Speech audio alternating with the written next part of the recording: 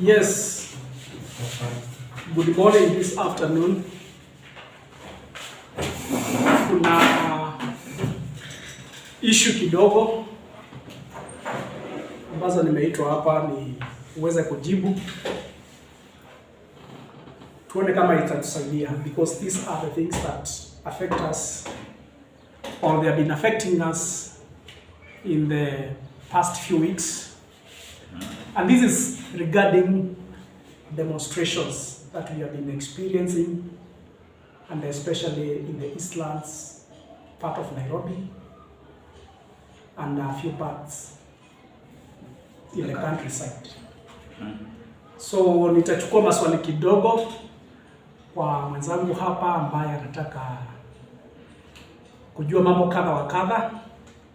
Na these demonstrations they affect the security situation, because tumeona vandalism ya maduka, tumesikia watu wameuawa, tumeona hata vandalism ya barabara. The critical one being the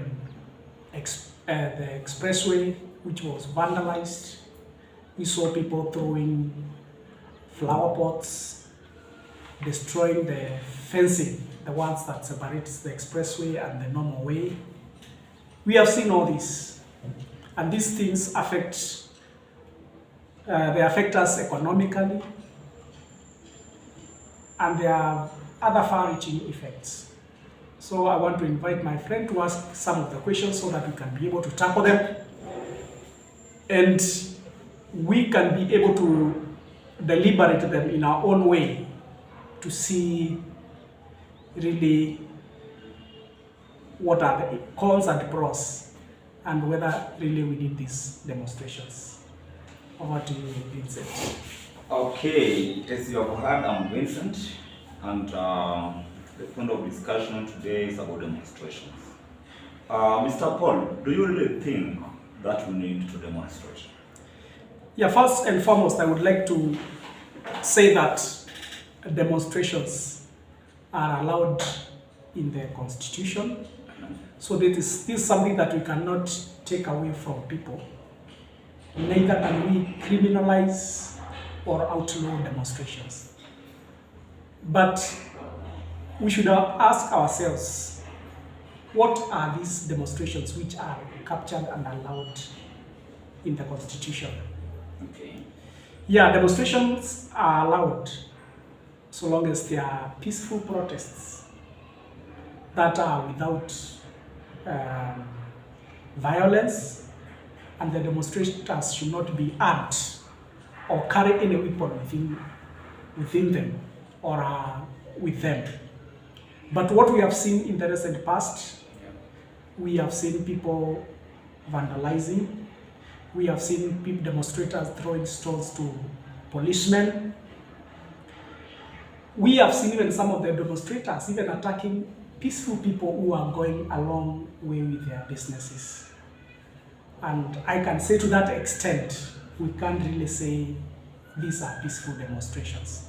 So, as far as I'm concerned, we may need demonstrations, but not demonstrations that bring about shedding of blood, loss of property, vandalism of vital infrastructure, the expressway, the fencing along our railway lines, like in Eastlands, along outer area, we have seen people even vandalizing the fence that fences the railways, and that is something that we should condemn with all the strongest term possible. And I should say from where I sit that this is not acceptable. So, from where you sit, of course you are seated, you think we can never have a peaceful demonstrations? Yeah, from the experience that we have had, we have not been able to achieve this. We have not been able to achieve this. Either it is not possible, or maybe we do not have a mature population that can protest or picket without causing chaos. and causing problems. I think that the most difficult things, and what I've been thinking about myself, among these demonstrators, how are we able to separate the peaceful demonstrators from the violent demonstrators? And probably there are some people who just take advantage of the demonstration and they start looting, causing mayhem, and those kind of problems.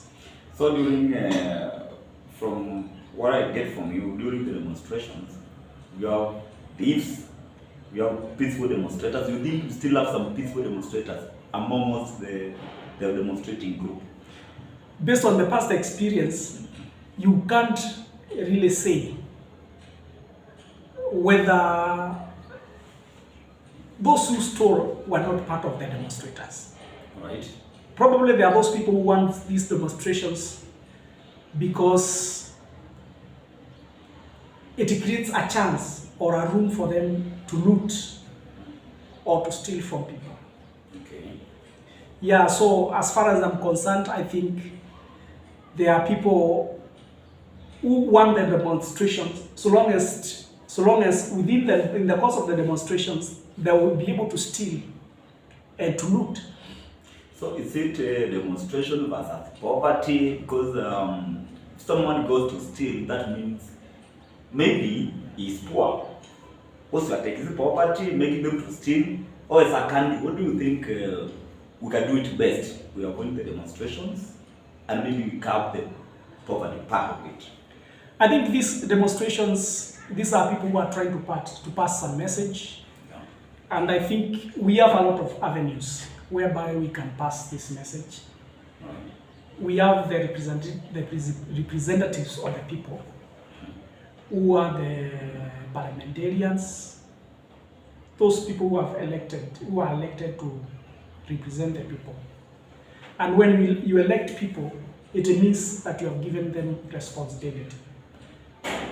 Maybe these grievances can be passed or channeled through Parliament. People can also write a memoranda to the executive.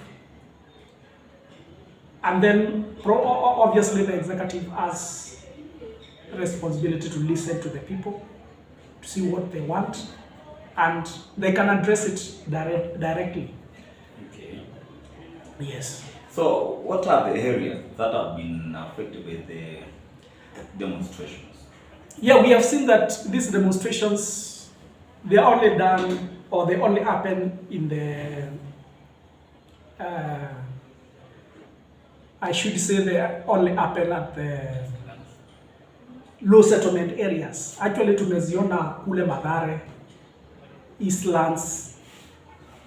We have also seen these activities in Kibera. And me, at one level, I would like also to be part of demonstrations if what is being presented is something that is worthy, it is a worthy cause. Okay. Only if, like we know the main protagonist of this demonstration is Raila, who lives, of course, in Karen. Right. Kalonzo Musyoka, who lives in Karen.